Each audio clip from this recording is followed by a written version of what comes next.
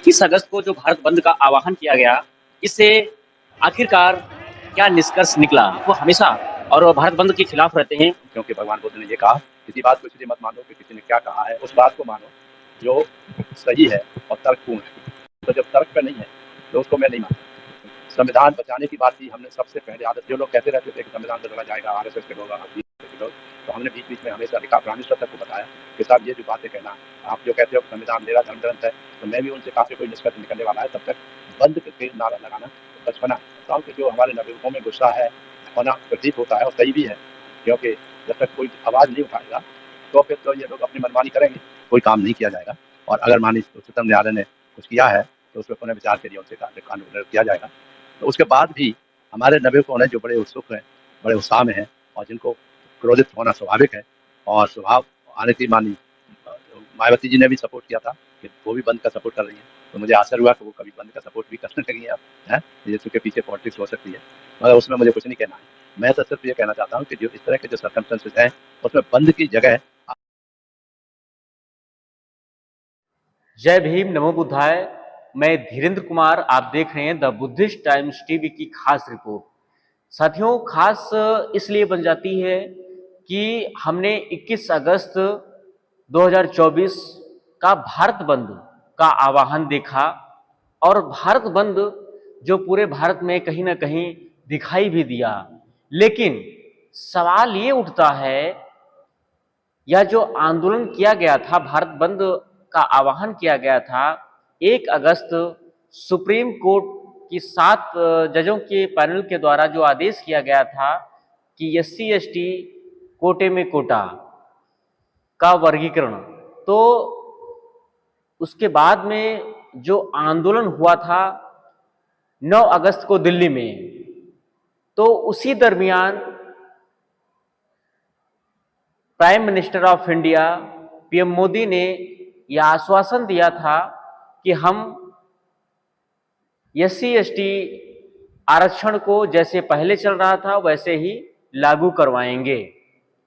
उसके बावजूद जो भारत बंद का जो आह्वान किया गया, जो 21 अगस्त में हुआ, हम जानने की कोशिश करेंगे। हमारे बीच में इस वक्त मौजूद हैं वरिष्ठ आईएएस प्रखंड विद्वान, जो 3 वर्ष आईपीएस, 36 वर्ष आईएएस व एमएससी, पीएचडी, डीएलएड बुद्धिज्म, और राष्ट्रीय अध्यक्ष आदर्श समाज पार्टी, और कई संस्थाओं के अध्यक्ष भी हैं। विभिन्न संस्थाओं में आपका काफी बड़ा नाम है और योगदान है। 21 अगस्त को जो भारत बंद का आह्वान किया गया, इससे आखिरकार क्या निष्कर्ष निकला? जय भीम, नमो बुद्धाय। आपने कहा मैं भारत बंद और उसके खिलाफ रहता हूँ हमेशा, ये बात नहीं है। परिस्थितियां को स्थिति करने के बाद वैद्यक पॉइंट ऑफ व्यू से, तर्क के आधार पर अगर बात नहीं सही बैठती है तो मैं उसे अवॉइड करता हूँ, क्योंकि भगवान बुद्ध ने ये कहा, किसी बात को इसलिए मत मानो कि किसी ने क्या कहा है आपके बारे में, आपको पसंद है या नहीं पसंद है, किताबों में क्या लिखा है, वेद पुराणों में क्या लिखा है, सब कुछ है। उन्होंने यही कहा था कि उस बात को मानो जो सही है और तर्कपूर्ण है। माननीय सुप्रीम कोर्ट ने आदेश दिए थे दलितों को अति दलित बांटना और ओबीसी एंड उसको भी बैकवर्ड को अति बैकवर्ड में बांटना का जो कार्य किया गया या निर्णय आया, उससे हर आदमी बड़ा आक्रोशित था, और आक्रोशित होने की वजह से ये सब के सब बंद करो और इसके धरना प्रदर्शन करो, इस पर नौबत आ गई। प्राइम मिनिस्टर ने यद्यपि आश्वासन दिया था कि वो कोई इस तरह का जो आरक्षण चल रहा है या संविधान में जो है प्राविधान, उसके विपरीत कोई काम नहीं किया जाएगा, और अगर माननीय उच्चतम न्यायालय ने कुछ किया है तो उस पर पुनः विचार के लिए उनसे कानून किया जाएगा। तो उसके बाद भी हमारे नागरिकों ने जो बड़े उत्सुक हैं, बड़े उत्साह में हैं, और जिनको क्रोधित होना स्वाभाविक है, और स्वभाव आने की मानी मायावती जी ने भी सपोर्ट किया था कि वो भी बंद का सपोर्ट कर रही हैं, तो मुझे आश्चर्य हुआ कि वो कभी बंद का सपोर्ट भी करने लगी हैं। हैं ये चूँकि पीछे पॉलिटिक्स हो सकती है, मगर उसमें मुझे कुछ नहीं कहना है।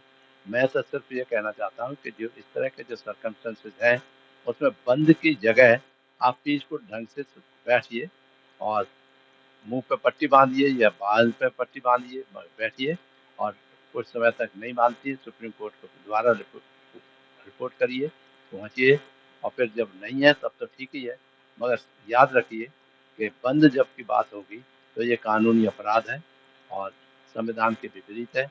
इसलिए बाबा साहब ने कभी भी बंद की बात नहीं की। उन्होंने कहा असेंबली पीसफुली विदाउट आर्म्स आप रह सकते हैं, ये आर्टिकल 19 में दिया हुआ है।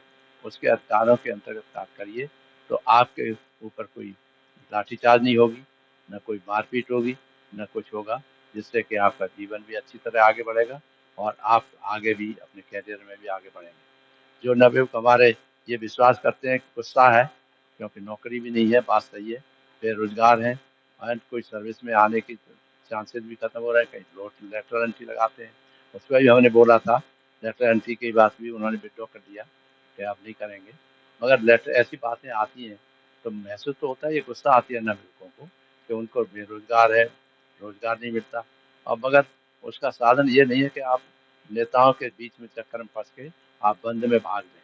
आप बंद में भाग लेने से ये होगा कि आपको जो पुलिस के द्वारा वैसे और अत्याचार होंगे और मारपीट होगी और आपकी कभी कभी जान माल का खतरा है। तो इसलिए ऐसे करने की जरूरत नहीं है, मगर इतना बड़े हैं उसमें तमाम आपके मिनिस्टर्स हैं, तमाम एमपीज हैं, उनसे संपर्क रखिए हमारे नवयुवक लोग, उनसे कहिए और इनडायरेक्टली अप्रत्यक्ष रूप से उनसे धमकी भी दीजिए कि आप हमारे वोटों से पढ़ सुन के आते हो और फिर उसके बाद हमारे साथ नहीं खड़े होते।